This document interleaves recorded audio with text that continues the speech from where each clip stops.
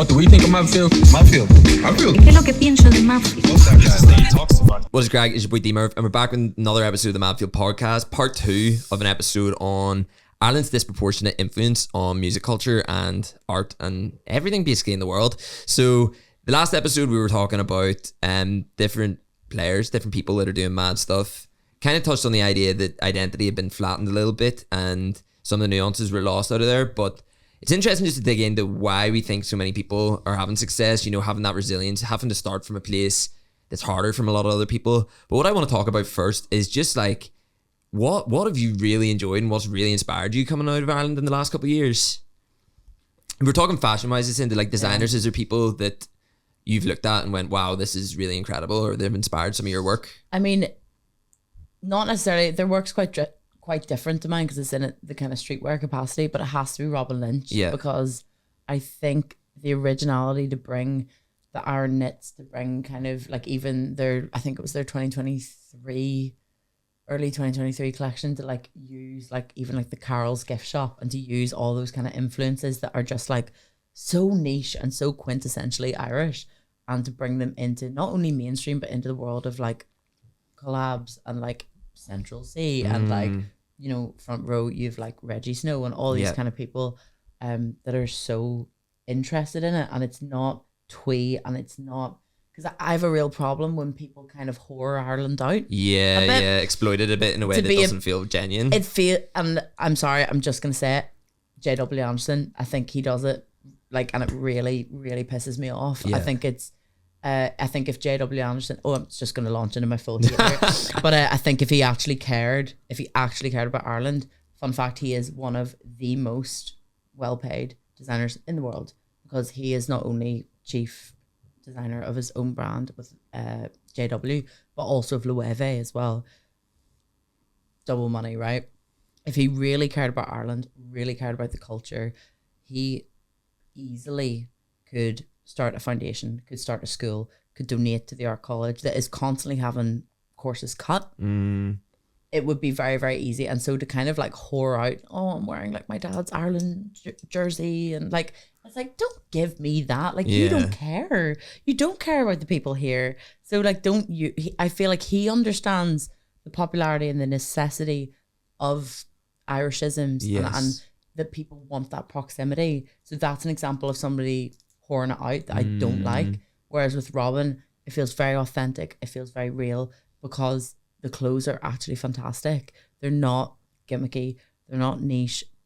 They're beautifully made. Like even the old stuff, the collabs with Pata that she did with, you know, the iron knits and the orange splice with like the Pata kind of tech wear, like just really cool. I mean, you hadn't seen that before, and something that like, you even think about how you'd be a wee bit like pure embarrassed to wear like an iron knit, whereas now it's like that's really cool to get like your knits from Galway, like to get stuff like that is like a real piece. I really think that somebody like Robin has contributed to that. On any show I've been to of hers, people have been like elbowing to get to the front. There's been like a frenzy, like people are posing, people are holding up the show, taking their pics, like it's there's a real kind of there's something in like, because what you're saying there about seeing the stuff that's in your experience in your past or whatever, and it being recognized and it feeling cool. Like I always remember being younger and being really into hip hop, and rappers would talk about basketball players, American football players, and I just couldn't relate, couldn't understand it. And then you started even getting like UK rappers coming through talking about footballers, and I was like, oh, I can get this. And now I'm seeing rappers talking about like Cello talking about Damien Duffin, and I'm like, oh yeah, this is a bit of me right now. And there is something about that proximity to something that's like doing well, that like you feel like you can champion, because it's like, yes, I relate, and it's cool to see this stuff having like global appeal as well. Yeah, for sure. What about you, Saul? Who's been inspiring you? To be fair, like I'm like, it's quite it's good to see just like a kind of wide spectrum of kind of artists, just in terms of like the music stuff. I suppose like Guy Dara DJing across the world, even though he was my I don't know if he knows this or not, but he was my enemy in primary school. Why is that? Just used to fight all the time. And now I selling out the SSC and all. Yeah. But it was fucking great to see. And he's just doing that kind of like proper smicked out trance. I know, yeah, it's brilliant. And then Clubland Classics. obviously, like, just touched on him earlier, but Jordan Alatunji, like, fucking superstar, like. Yeah, yeah. And obviously, Kneecap are doing their fucking next fucking worldly thing of getting Oscars, or not getting Oscars, like, but like going very fucking high up in the echelons of the music industry in Hollywood. But then like even just like kind of bands like Chalk are kind of Yeah. creating like their own way kind of like, cause like it's hard to create anything new Yeah. anymore, but they're kind of like combining things in a new way. Feels Obviously. original, like. Yeah, because you can't make anything original because it's all been done, but like you can fuse things in a new way. Yeah, which I because if think you they're recognize doing. it's all been done, then you can just do it Yeah, with your they're doing own the kind of take. techno punk noise rock thing themselves, which is it's fantastic. Yeah. And then I don't know if they've done much, but like Denise Challa was making fantastic tunes for a while. What's her crack? Is she I doing think she's anything doing. anymore? I know she's going to be in a film at some point soon. So, and the last time I spoke to her, can't remember where it was, but she was saying she was living in Mexico for a few months. So I don't know, just living her best life by the looks of it. Fucking But yeah, she's class. Like, yeah, brilliant. Do you know what I think it is as well? What you've kind of just both touched on. I think it's like an authenticity thing, and I think we've talked about this before. yeah. And you mentioned it earlier, where it's like you can't get away with like being bold or being cheeky or like kind of yeah, being grim to people. Like you can't. And so I think if you have this real grounding sense of identity, and you can't like falsely get above your station, like in London, it's like rampant, and like people are kissing people's hoops, and you're like, what? Why? What are we doing here? Whereas like here, you cannot get away with that, or sometimes you can but Only for so long. only for so long. And I genuinely think that plays a really big part in it, because you have to be completely authentic. And I think that attitude, I think that's bred from here. You recognize that more. And I think Irish people is partly probably why they're loved abroad, because they are very enigmatic. They're storytellers, and they're people's people, and they have a kind of sense of self and a kind of confidence. and often that's going against the grain. Like, Enya just being a ghost, basically. No one knows where she is, what she's doing, but she's still making. She's in a castle with all her cats. Yeah, it's just like, staying away, doing the opposite of what people expect. That was terrible. Cut that out. But yeah, people basically going against the grain, subverting the expectations and doing the complete opposite. Like, I think even, you think of people like Sinead O'Connor, just the history of this kind of stuff. And I think there's almost then an onus on artists coming through to carry that legacy as well. Like, you want to continue what other people have done. Also, not just artists, I need to shout them out. Do you ever listen to I'm Grandmam? I've seen a podcast a few times. Like, PJ and Kevin, if you ever see this, I love you so much. I've met PJ a few times, never met Kevin, but they are hilarious. And they're just two boys from Cork. yeah. Two wee Cork boys, love a boy from Cork. And they are just hilarious. And like, not to deep it, but I'll deep it. I had like a bereavement recently, and I found out about it, and I was in the studio, right? And obviously it was like in bits. And it was like, my studio's in Bangor. I'm currently living way down Ballinhinch, so it's like a 50-minute drive. And obviously everybody's phoning me like, are you going to be okay? Like, you've got to drive home. And I was like, yeah, no. So I'm pure like turning on the WhatsApp location so people can see where I am. And I was like, I just need to put something on in the car to get me through this drive, to get me home. And I text PJ and I told him this. I was like, you're what I put on just to get me through that drive. Because they are hilarious. And there's something, I feel like they really encapsulate the energy of Irish people, because like they have dreams, they have aspirations, but they're also so grounded about them. They're not like notions, they're still grounded. But also the way that they just explain stories, like I nearly have to pull over. I genuinely, and it's odd that people can make me laugh that much, but I just think they're hilarious. And like, even like my therapist ghosted me, and like there's a bunch of like Irish comedy podcasts that are like really big, like aren't just within Ireland, that are so much bigger. Like PJ and Kevin just did like a Australia tour. Like, it's really amazing. I just think they're hilarious. They're so good. They've like genuinely, on my wee drives and my wee commutes, just bring me so much joy just by being wide. Yeah. Do you know what I mean? And you were saying even there about them being Cork boys, like there's like, it's mad how you can go such a short distance between different cities and there's such a different energy, such a different accent. Like, and I always think of Limerick, like they just produce the maddest cunts ever that are just doing the cool shit. Like if you think of even the Rubber Bandits, like Bobby Fingers and Blind Boy, like they are honestly two of the most creative cunts going. Like, you know, like Bobby Fingers single-handedly. Watch that one with he put the card chip into the guy's prosthetic eye. Yeah. It's mad, like, and the time that it takes to do that kind of stuff, it's so unhinged. It like single-handedly fits my attention span. Like, no joke. Me and my dad were sitting watching. I was like, who's funded Did you this? see the Joe Rogan episode? Like The diorama. Yeah, the diorama. Crazy. And then he like buries a lot of this stuff in random For parts of the people to world, and find. people go and find it. Yeah. I respect it. I've never seen. Have you not seen it? Oh, That's what we're gonna put on next. you need to. After Okay. the Connemara Kung We're Fu. watching the Beamish That's what we're Kung putting Fu movie, and then what is it? A Type Irish in- man getting a cord in his eye. Oh yeah, no, Bobby Fingers. Bobby Fingers. But type in Connemara, Beamish, Kung Fu, Kung Fu IRA. This seems so random and out of context and everybody's watching, but we were looking at this thing, and this is the other thing, just the lore of like the random shit that gets made. I know. Like, That this got funded. This Beamish hour-and-a-half long movie. It's a real movie. It's not a Yeah. spoof. Like it's a real movie. It's a real thing. The best ad for Beamish I've ever seen in my life. The Wants me to dialogue kick a wouldn't- taxi yeah. driver in the head. It just Six different angles. It's so good, and like only half the cast have Irish accents. Yeah. Like it makes just no sense, but no sense. Like it makes total sense. yeah, Yeah. so far left it kind of swung back. Yeah. It's absolutely mad. I think outside of that, like I just find seeing people, like I find that I was introduced to Irish history so much more through music as I got older, because I was like maybe less interested in it when I was younger, and that was a really good entry point. And I think when I started understanding the history and stuff more, I just got more deeply involved in the music. Like it's a different kind of connection. I don't know, but that's obviously because we're from here. Yeah. But I feel like it makes stuff more accessible for other people as well. Also, do you not think, I don't know, it's like a chicken and the egg thing, right? But you know, like sessions have become so much more normalized. Whereas like, I think it depends on where you grew up or your proximity to it, right? And the right kind of bars and stuff. But like, it's so much more normal to go seek those things out. Yeah. No matter what kind of background or community you're from. And I wonder, is that because of drinking, or is that because of music, or like, you know, what came first and it made those so much more popularized? Because I would have said like there would have been a lot of Protestants that would have been caught dead at a trad session in some ways, whereas now like you have like Ballyhackmore has like a big trad session going and stuff like that, and there's even a Gath team in East Belfast and stuff. You know what I mean?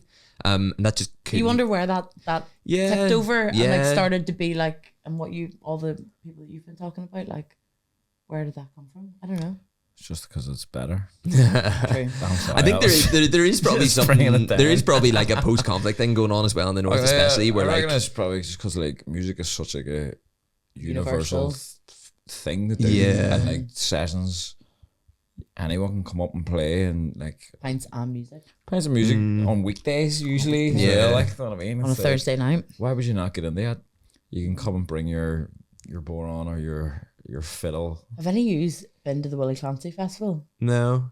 I've not known. Where's that? Stop. Spanish Point, first week of June every summer. I went 2 years ago, and like it's this huge international festival.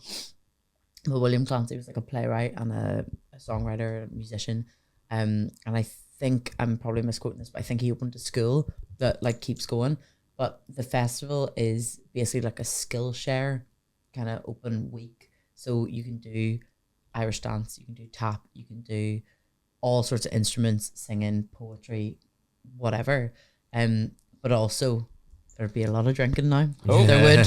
So Nothing to do. every pub obviously is open, right? But also within that, the culture is, and it's this tiny wee town, Milton Malbay, like right down Spanish Point. Yeah. And like the culture is people have bars in their house and the front door's open and you just go in to the house and then you pay them in the house and you sit in their house, and every house has a session, and then in their garage there'll be somebody else playing, and in the woodshed there'll be somebody else playing, and they'll have like rolled out the picnic tables, and there's something about that specifically. You're bumping into all sorts of heads from Tip or Cork or Yeah. wherever, and also international people that have come over. And you don't need to sign up for classes or anything like we didn't. We just like scooted about and met people. But I think there's something about that as well, that as opposed to other music, which maybe feels like you're observing and you're kind of out of it, I feel like maybe Irish music, trad, and just being Irish makes you want to be involved and lean in a wee bit. Yeah, I don't know. Like, it's interesting because it's like a lot of the kind of like instruments and like actual like melodies and stuff are kind of universal across like indigenous Yeah, music. So like it kind of taps into like like a deeper. just as a human being, like these kind of songs and these kind of like environments. Because when you think back of like, for example, like the early human species was like fucking playing music around a fire. It's a similar sort of vibe, like. You know Well, what it's I mean? it's like it's a need. It's like an It's instinctual. like a sense of community. We're all need. we're playing these like songs that no one even fucking knows how old they are. Like we've just been playing them for forever, and we're gonna play them again tonight. So more trad for mental health Yeah, trad for is fucking what we're saying. trad for the human race.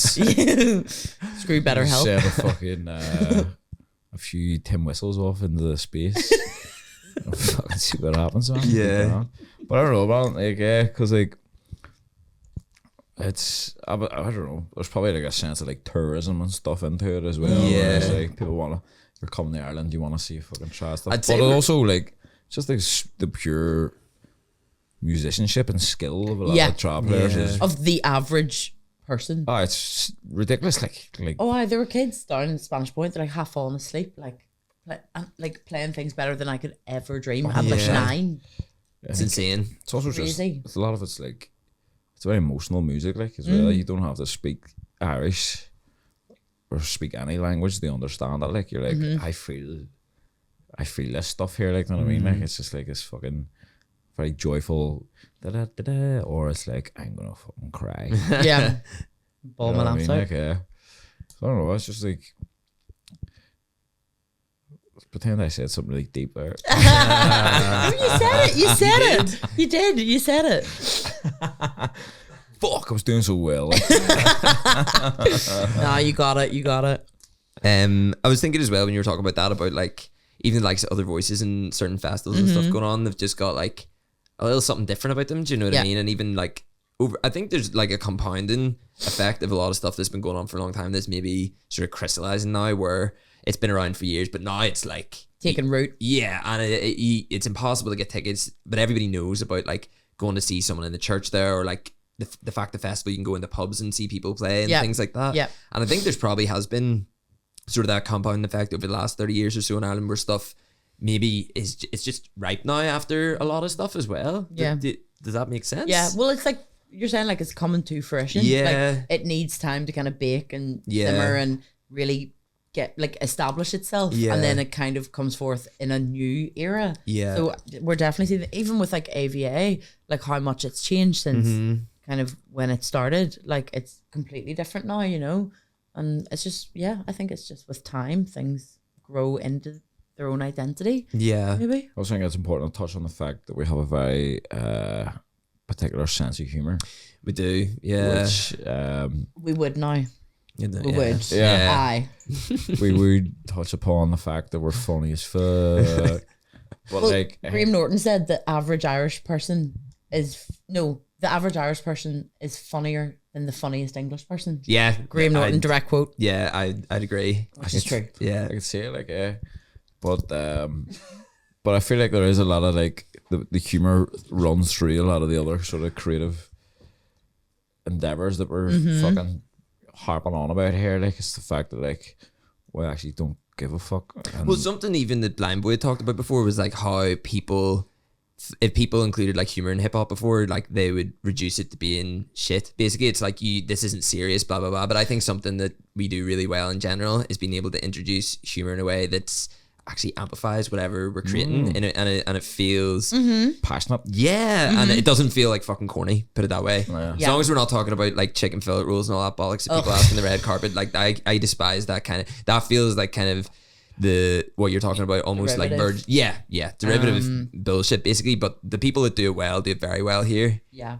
But I think that's also a trauma response. Yeah, probably. To like, do True. you know what I mean? I'm To not like, talking about how I feel. Maybe yeah. we're all just so mentally ill, and that's why we're so good at this shit. I worry that's Yeah. it. Actually, We're all just delusional right now. You two aren't here. but I do think that's so true though, because like obviously you can, you know, I always call it like I'm gonna break character and be serious for a second, but like not right now. But like, you know, but like our resting base is like crack and like having fun and like just Yes. having a laugh with people, whereas like that actually isn't other people's norm. And let me tell you, living in London, you'll soon realize that. What was the biggest culture shock for you going over to London? Because that might be a good insight in the. I mean, I've been going back and forth for years, and I've lived there before, and then I went back over again in 2023.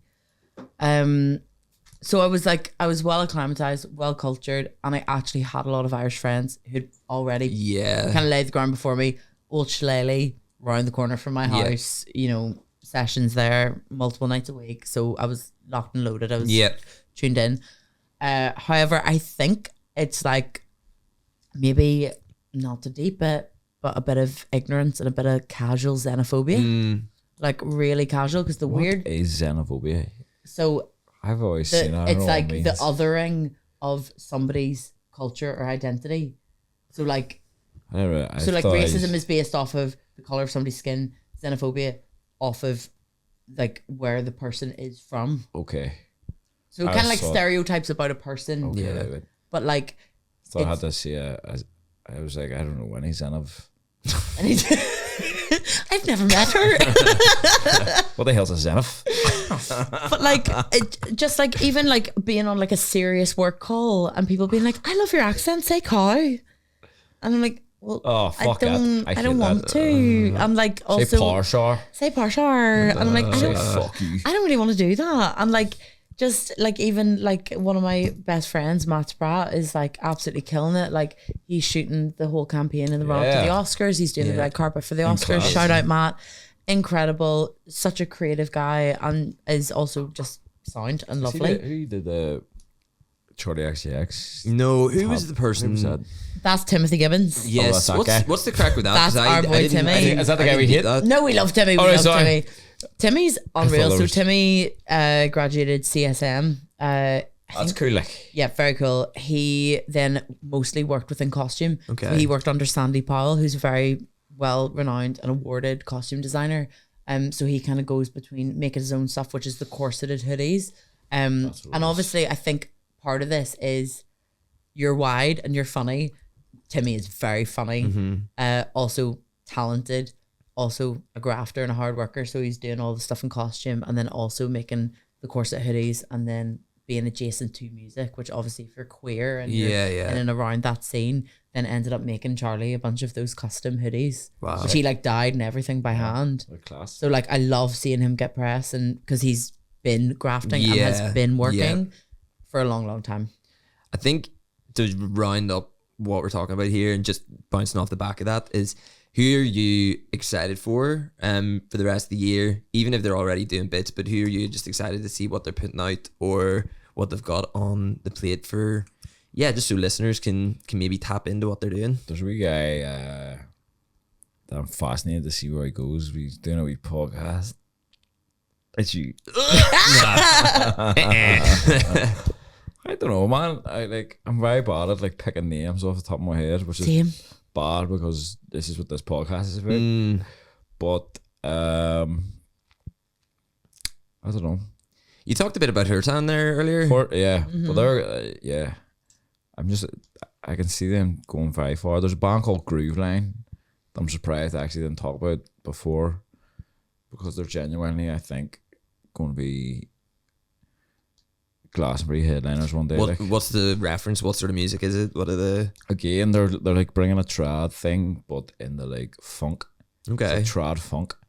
It's just a great time. That sounds like your wet dream right Oh there. man, it's like they're like, I think they must be about 19 now. But I first saw them and they're about like, I think about like maybe 3-4 years ago at Stentall Festival. I was like, who the fuck are these children? Like, and why are they fucking unbelievable? Like, they're literally, there was like 7 of them, and it was like watching like 7 like young white James Browns just like they're like 7 frontmen and women. Fantastic band, very fun. They'll go far. Kevy 4X, Rainbow Slice, they'll get back together. I don't know what you're going. I don't know. I feel like the kind of like dance music scene is an interesting one to watch because obviously like we have a lot of friends and like fucking playing sailing, MB, all them. I don't know.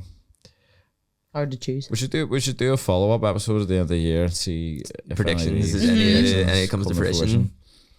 But yeah, Horton and Groove Line, I think we'll go far. Nice. What about you, Lucy? I mean, I've already shouted him out, but I'll do it again. Matt Spratt, he is just going from strength to strength. Yeah. And obviously he's one of my best friends, so I'm a little bit partial. Yeah. But I just think he's so talented, and I think the way he sees things, and I think something really unique to him, which a lot of people experience here, because you're kind of othered from culture. You receive it all, but maybe you've not been able to grow up with access, is having references and then building really, really strong work from having those references. Okay. And he's just, the way his mind works is just fascinating. So all of his film work that's coming up is just really exciting. And also Alistair McVeigh. Yeah, I think everything that he does is just... He's a grafter as well. Stunning. He's a lovely guy. He's hardworking. He is also just very skilled with all of his cameras, with everything he works with. Yeah. It's hard to make something so simple look so good. Yeah, he really something about is. him as well is I think he has great taste. Like he's someone I actually look towards for like music. I know he's a photographer, but I would find a lot of good artists and stuff off the back of him sharing it or talking about them or taking photos of them. But anybody can have like this ultra 4K beautiful stunning camera and you film something in beautiful definition and effects and everything. But to take really strong stills or short kind of teasers for music videos, which a lot of like agencies and labels are pushing short form content now as opposed to bigger budget music videos. And so to be able to see him doing these things that are so good and so short, but to actually do that and pared back is so much harder than in a lot of ways to have a lasting impact rather than such a big production. Like every single thing he puts out. Do you ever see somebody that does something so well? You're like I wish it was me. Like he just, a wee bit of anger, but I just think he's so talented. The competition, that's where the haters just gonna spur you on right there. It's like a nice level of competition, but also just liking people and that's the drive. It's like I fucking want to be better than that. I think that's probably the best point to leave it at. Yeah, that was maybe the first thing I said. Full circle. Like, Well done. But Dylan, thank you very much for having us. are you coming in? I was supposed to say thank you for coming on. You're stealing my thunder here. Well, no, I thank you more. Okay. Thank you so much. Yeah. Yeah, but thanks so You're much welcome. for coming on. Aye. You're not allowed back. Cheers for coming on. And where can people find you? In my house. I was gonna say sunflower, like something probably. I am on Instagram. All right. What's your name on At Instagram? Saul Lovin and at You Magazine. You can find me on Instagram at Lucinda Lohan, but no relation to Lindsay. I just thought it was funny. That was good. I thought That is a it good was one. funny. So I might the I might Shania change it. Twain. I might do Lucinda Crawford next. I was thinking about that one as we change up because people keep putting me Smart on. marketing, get in all the stands from those different people. Exactly. Yeah. Like a And I think fake some people. nipple. Well, I think everybody that follows me is slightly confused and thinks it's someone else anyway. But I'll take them. It's fine. So yeah, that's the handles if you want to get caught in a weird shitstorm of various Apologies. people following. Muppets memes. Yeah. Mostly. Sorry, everyone. Sorry.